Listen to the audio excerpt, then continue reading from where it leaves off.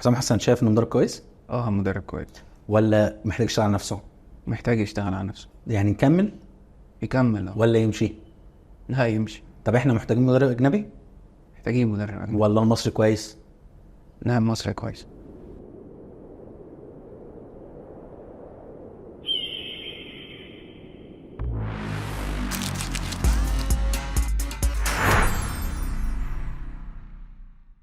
شايف ان منصب المدرب الوطني لمنتخب مصر محتاج حد اسطوره زي حسام حسن ولا مش شرط؟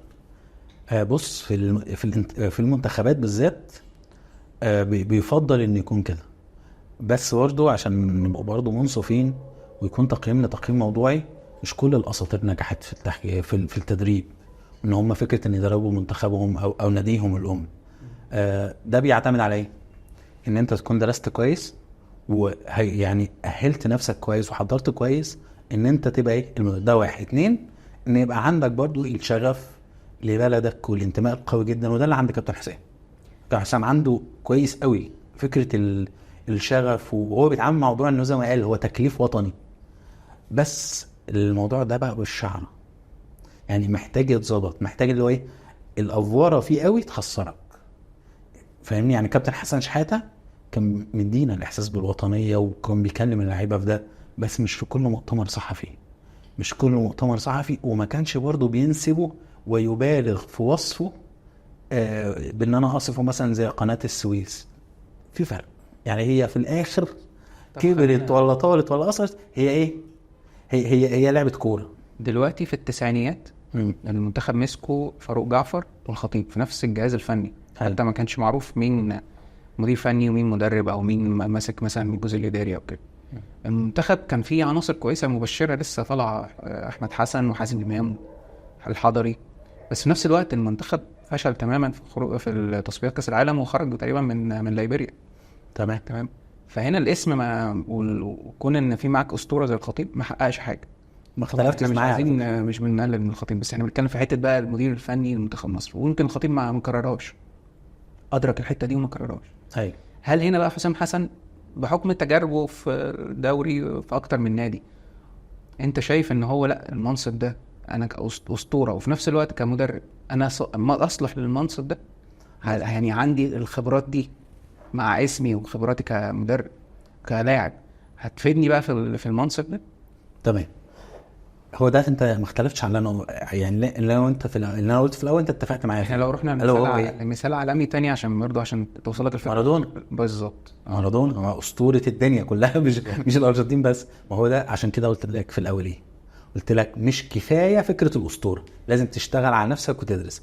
وده اللي كابتن حسام حسن عنده بصراحه فيه. كابتن حسام حسن حاصل على كل الدرجات الدورات التدريبيه والرخص التدريبيه اللي هو محتاجها. هو حصل عليها اثناء تدريب. تمام. عشان نبقى امنا يعني.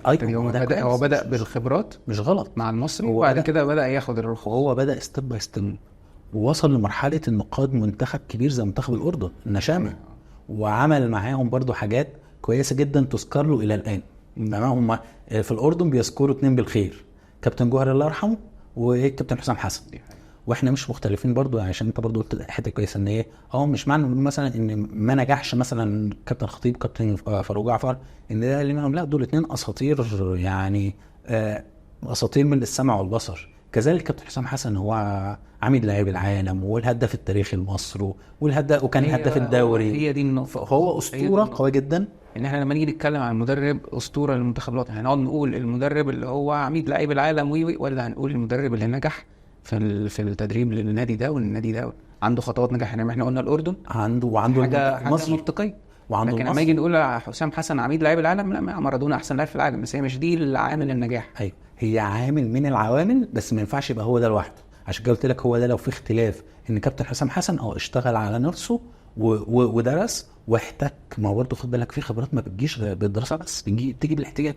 المصري لما كابتن حسام حسن مسكه كان اخره بيصارع على الهبوط، لكن كابتن حسام لما جه لو تفتكر عمل احلى سنين مع المصري ولعبهم في افريقيا، وعمل فرقه محترمه جدا من لعيبه احنا ما نعرفهاش اساسا، وطلع لعيبه قويه جدا. فهو كابتن حسام زي ما بيقولوا كده جايبها من تحت الصفر، جايبها من تحت وطالع كويس جدا واشتغل على نفسه كويس جدا، ده واضح. تمام. برضو خد بالك في انعكاس، ما انت برضو انت المدرب بصمه. كابتن حسام مجرد ما مسك المنتخب انت برضو لقيت ايه، في بصمات بدات تظهر. وفي ماتشات انت بقى في فريق زي كام فيردي انت متعادل معاه بالعافيه في افريقيا، انت كسبه 3. يبقى ما تقدرش تقول غير ان دي بصمه، صح ولا لا؟ ولو حتى على العامل النفسي، ما كده كده اللعيبه نفسها، بس اللعيبه دي ممكن كانت مش حاسه بقيمتها قوي او مش حاسه بامكانياتها قوي، وجا واحد ايه زي ما بيقولوا كده نفض الغبار عنهم فقالوا. لان برضه ما تنساش حاجه، انا لما اللي بيكلمني ده يكون اسطوره كلاعب كوره، خدها بقى من زاويه لاعب الكوره مش من زاويه المتفرج ولا اي حد. بقى باصص له انا مصدق. لما كابتن حسام حسن يكلمني ويقول لي الصح، الوضع التشريحي الصح او ان المفروض تعمل، انت ايه مقتنع اللي بيكلمك اسطوره ليجند، غير لما يكلمك حد يعني كان هي حته اسطوره مقنعه لللاعب اكتر بقى من الجمهور.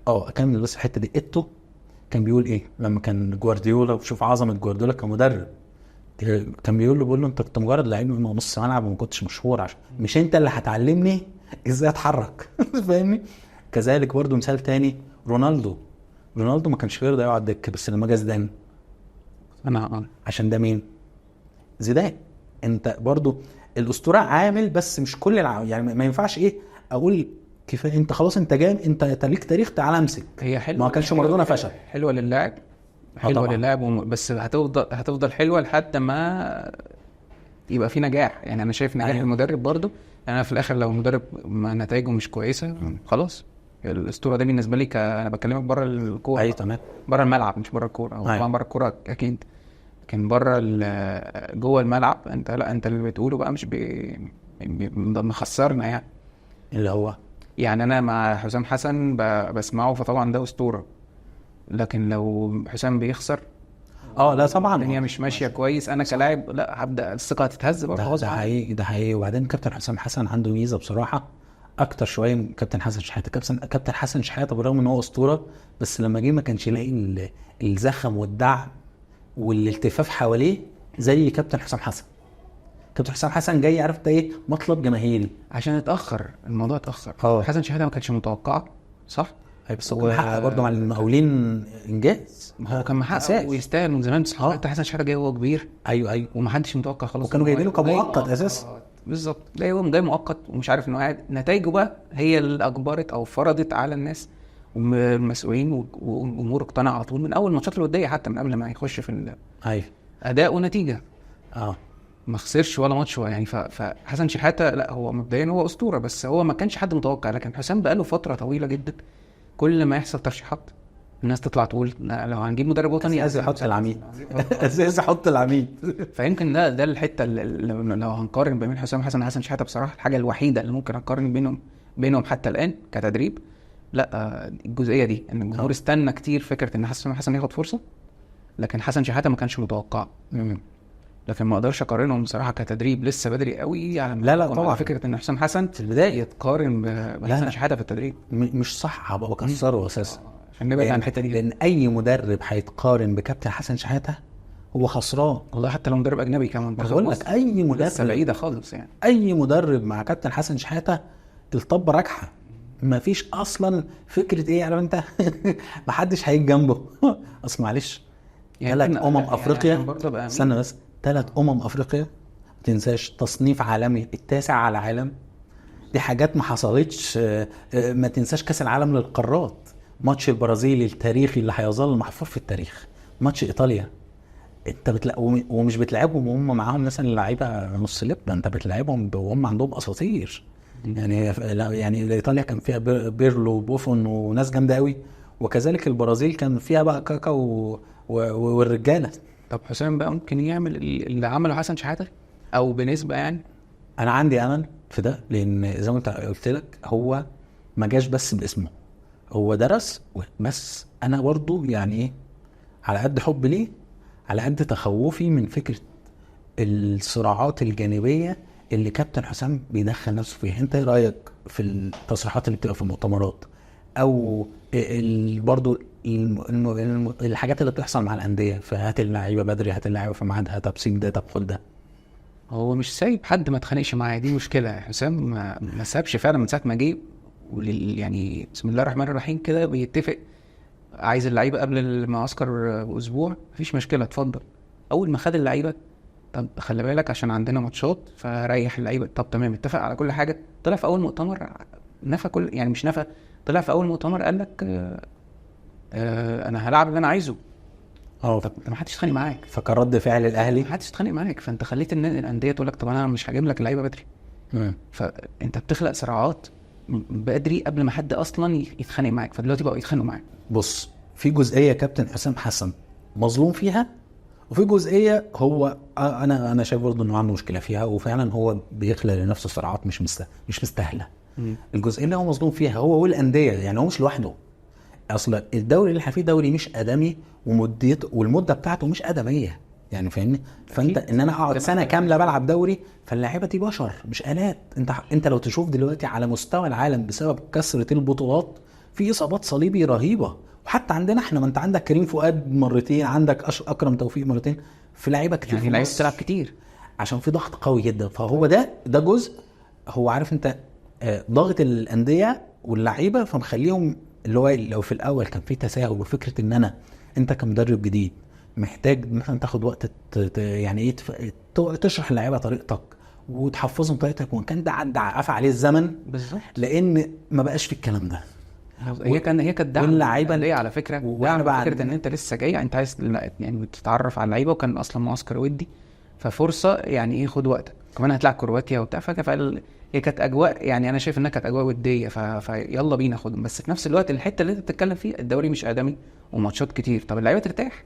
ما هو المعسكر الطويل ده هيخنق اللعيبه. هنا بقى مؤاخذتي عليه انه يا كابتن انت كنت لعيب قبل ما تبقى، اصل خد بالك اكتر واحد يحس بلعيب الكوره لعيب الكوره، غير اللي قاعدين فاهم، مهما كان اداريين شاطرين في كل حاجه، بس قاعد على الكرسي ما نزلش ملعب ومش فاهم يعني ايه حمل، مش فاهم يعني ايه رجلك مش شايلاك، مش فاهم يعني ايه ان مخك فصل، انت مش عارف تعمل اللي انت كنت بتعرف تعمله بسبب ان خلاص في جهاد ذهني وارهاق غير طبيعي. فاهم الكلام ده. فهو ده ما ده مأخذي على الكابتن، اللي هو يا كابتن انت اكتر واحد المفروض تقول للعيبه ريحوا، انت اكتر واحد المفروض حاسس بيهم وعارفهم مسؤولين. ما هو منع عبد المنعم ما طلع كتب ارحمونا فيما معنى كلامه، كذلك امام عاشور طلع قال ارحمونا، كذلك انت دلوقتي. وبرضه في اوروبا في كذا لاعب، في منهم برناردو سيلفا لسه طالع بيقول الماتشات المحطوطه هيبقى نلعب كل 3 ايام، بيشتكي بقى ان هو هيلعبوا في الجدول الجديد في ماتشات كل 3 ايام لمده شهر او شهرين تقريبا متواصلين.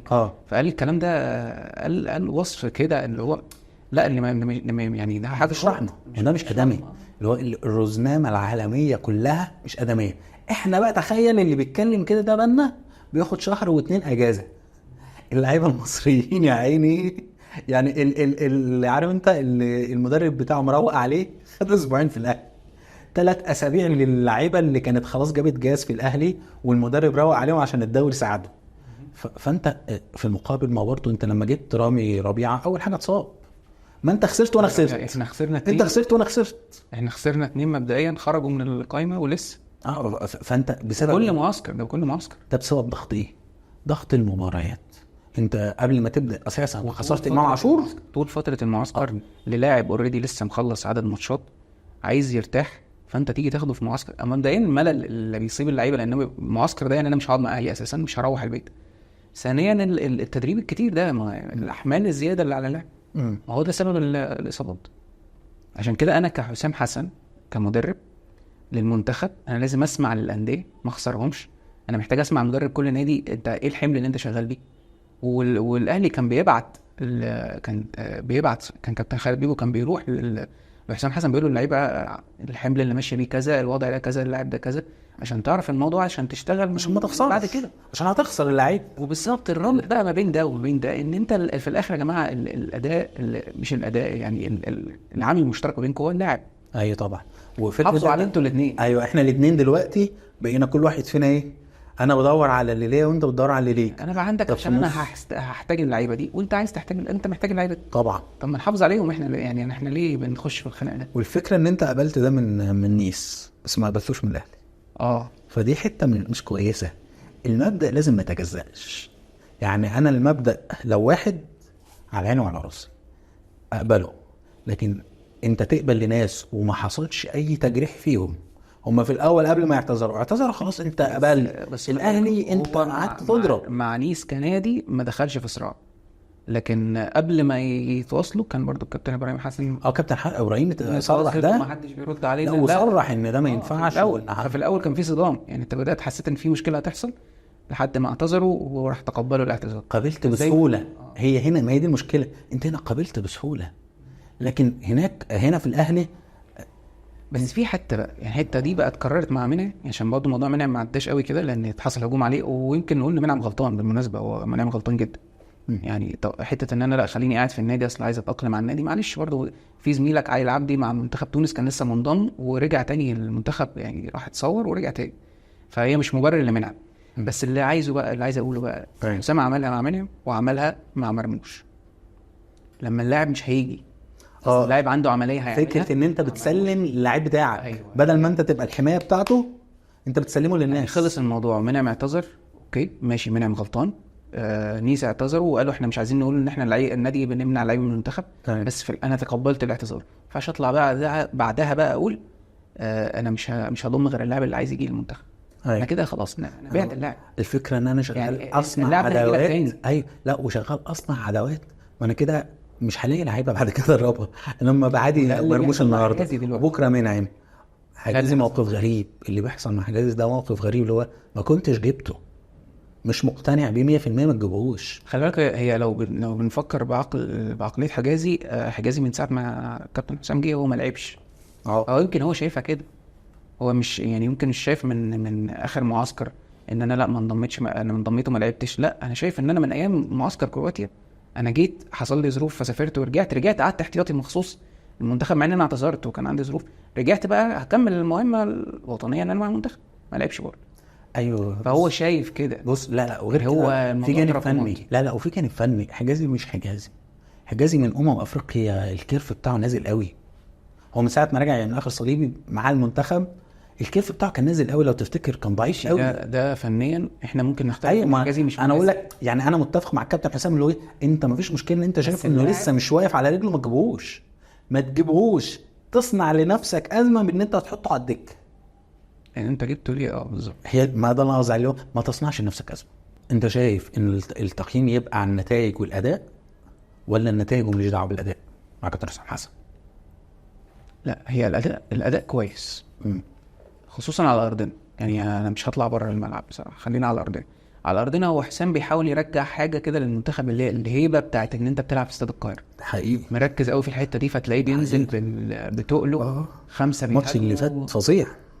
اتعملت في كذا ماتش. اللي هو انا بقيت حاسس انا فرحان ان بتفرج على البلد على المنتخب في اول شوط. انا من الشوط الاول بخلص الماتش قدام بوركينا بيقع مننا الشوط الثاني، وده اللي غالبا هنحتاج نشتغل عليه الفتره الجايه، لكن الشوط الاول يفرح. ده السلبي بقى، بس انا بدخل بتقلي وعايز اقول ارجع الهيبه، وداخل بالتمانيات بتوعي اصلا وينجات، فداخل بهاجم مع 5 فقدام فرق، هي موضوع مناسب قدام فرق معينه طبعا، اوكي، فنجحت وبخلص الماتش من الاول، بس المخزون البدني كله بيفضل في الشوط الاول. ايوه ده السلبي بقى. بس برضه عاجبني في الحته دي كابتن حسام بيعمل ايه برضه. لو تاخد بالك كابتن حسام بيتدخل بسرعه، يعني بتلاقي تغييراته سريعه مش بطيئه، يعني ما بيستناش الدنيا تقع منه. دي برضه يعني هو بيعالج ده بده، بس برضه انا المفروض اختار، يعني ما فيش فريق بيفضل ضاغط على طول. يبقى ده الفكره في الذكاء ان انا اضغط شويه واخد نفسي واضغط شويه، زي الاهلي ما بيعمل مع كولر.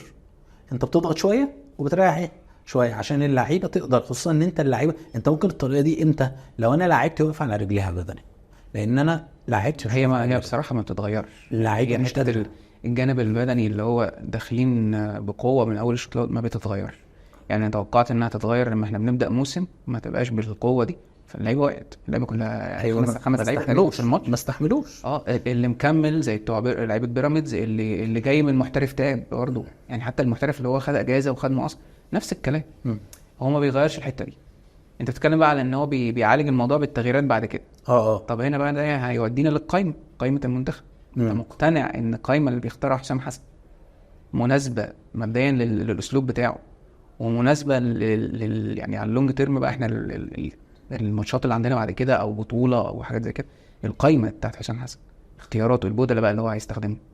طيب ما هو انا برضه عشان نبقى منصفين، انا عشان اقول البدلاء او القايمه كامله لازم برضو هديله وقت يعني كبير، خصوصا ان انا معلش ماشي، هو أنا مش بتكلم. القايمه بتاعته مثلا من الناس اللي دخلها من على الدكه الماتش اللي فات ابراهيم عادل. لا، مشكلتي مش في ابراهيم عادل ومصطفى فتحي والناس اللي هو نزلهم، ده اوكي يعني. تمام. تمام. القايمه بقى ككل اللي هي هتدعمك لما انت هتستخدم الجزء اللي هو المخزون البدني بتاعك اللي بتنزل بتقلك في المنتخب. بص. فانت عايز كل مركز في لعيب يعوضه. اه فاوكي، انا في الونجات شغال كويس، انا عندي اختيارات حلوه كتير سواء محترفين او محليين، انا جايب ناس كتير.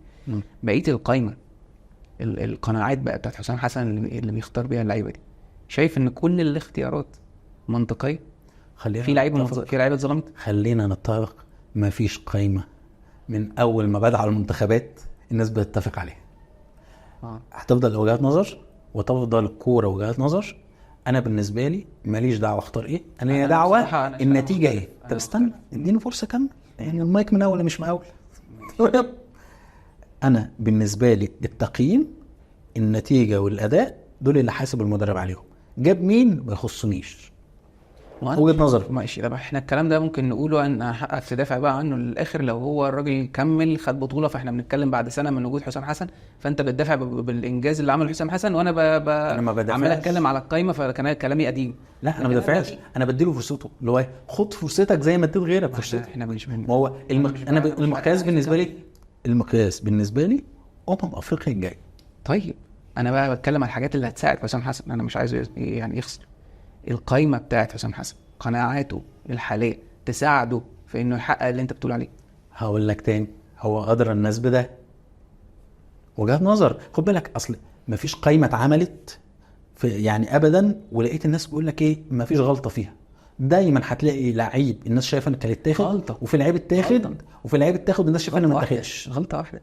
ما انا بقول لك شايف ان القايمه فيها غلطه واحده. انا بقول لك ان هي وجهه نظر. ما انا ممكن ابقى شايف القايمه كلها غلط وغيري شايف القايمه كلها صح. عشان انا هقول لك كام نقطه كده. الكوره مش قران. هقول لك كام نقطه وقول لي. الكوره ملهاش كتالوج ومش قران. الكوره وجهه نظر. استلفناش. احنا بنتكلم ايه اللي يساعد حسام حسن على النجاح؟ احنا مش عايزينه يمشي. ايوه اكيد مع منتخبنا حابين ينجح. ما تحسسنيش ان انا عايز يمشي. انا اصلا من الناس اللي دعمت فكره ان لما يجيب مدرب وطني يبقى حسام حسن. ايوه يعني يمكن قفلت شويه من حته ان هو خناقات كتير فانت بتخسر اصلا ارضيه عند الجمهور. انا متفق معاك في فكره في المؤتمرات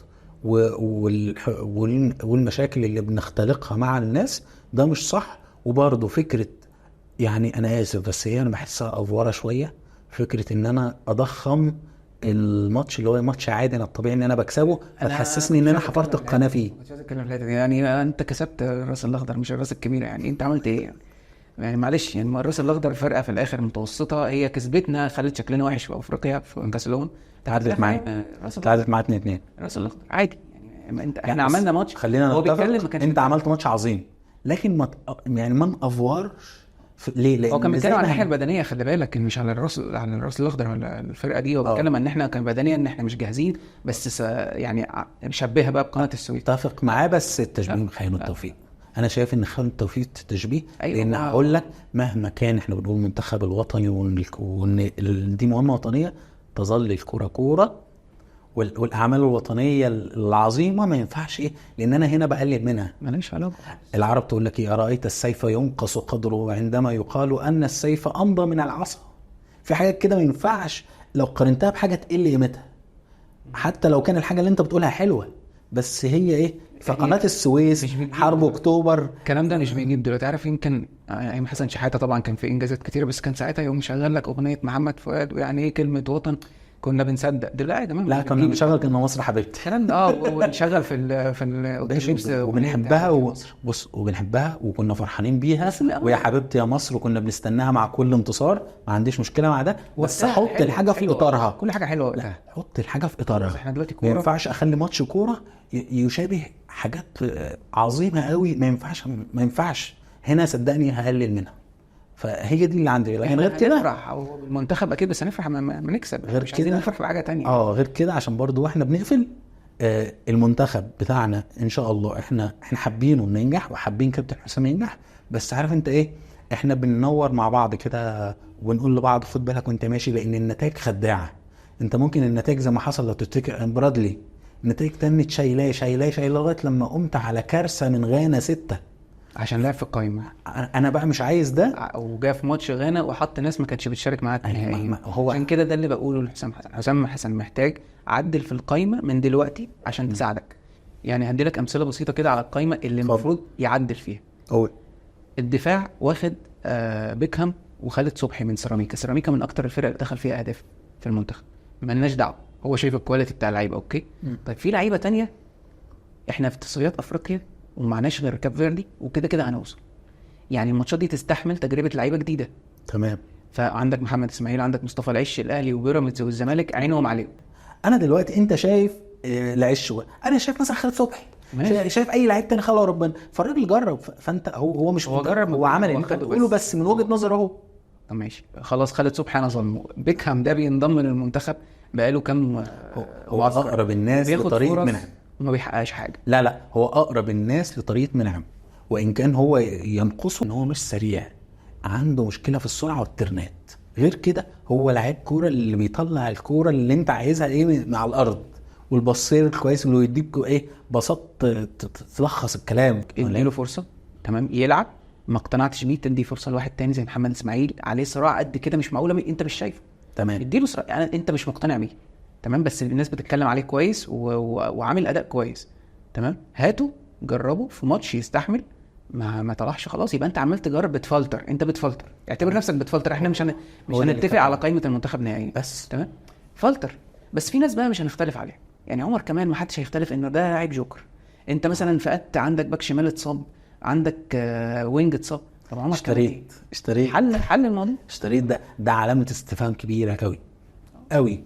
يعني في حاجات انا هختلف معاك هنا. عمر كمال نفس نقطه الصراع. لا، وعمر كمال خد بالك اساسي بقاله كتير مع كل المدربين اللي جم في الفتره الاخيره، هو الاساسي اساسا على محمد هاني نفسه. دي مرجعنا لنفس نقطه الصدمات بتاعت حسام. هي مشكله مش فنيه. ما هو مشكله مش فنيه للاسف. هنختم بالحته دي ان العدل بيساعدك على النجاح، فاحنا نحاول نبقى عادلين. طبيعي ان الكره هي وجهات نظر، ممكن انت تبقى انت شايف حاجه تانية، بس في حاجات كده لا تحتمل التاويل. فاحنا ان شاء الله نتمنى ان نكون سلطنا الضوء على الحاجات دي، لعل حد يستفيد بيها او يكون بنساعد. احنا ده الهدف. احنا الهدف مش النقد لمجرد النقد، احنا هدف ان احنا ننتقد للبناء عشان احنا حابينك تبقى احسن واحد، لان انت اسطوره طفولتنا. احنا طلعنا على حسام حسن، هو نجمنا سواء في الاهلي سواء في المنتخب. انا واحد من الناس كنت بلف ورا كابتن حسام حسن، يعني كنت اتفرج عليه في الاهلي، ولما راح الزمالك كنت بتفرج عليه، ولما راح الترسانة كنت بتفرج عليه، لان بالنسبه لي هو ايقونه. بس ده ما يمنعش، بالعكس اللي بيحبك هو اكتر واحد حافظ على، يعني حافظ على الرصيد ده وانت مدرب. احنا يعني محافظين على رصيدك كلاعب، عمرنا ما هنقلل منه. حافظ بقى على رصيدك كمدرب، عشان انت بتخسر ارضيه من الجمهور كتير. ما تخليش الموضوع ده يبقى مخلوط ان انا بتفرج عليك بس شايل منك. لا، انا مش عايز اشيل منك اصلا. لا طبعا، واحنا حابين يبقى كل الدعم لمنتخبنا، وان ان شاء الله ربنا يكرمنا وعلى ايد كابتن حسام نحقق تاني امجاد كابتن حسن شحاته. ليه لا نعمل تاني انجاز كبير يليق بالمنتخب المصري ويليق بكابتن حسام حسن. واتمنى ان فعلا كابتن حسام خلي كلنا حواليك زي ما كلنا كنا حواليك، ما تخليش حد فينا يبعد عنك. طب شايف ان المدرب حسام حسن يكمل؟ طبعا يكمل ولا يمشي؟ طبعا يكمل كابتن حسام طبعا. ولا يمشي؟ لا بقول لك اسطوره طفولتي. اشوفك في حلقه جديده ان شاء الله. سلام.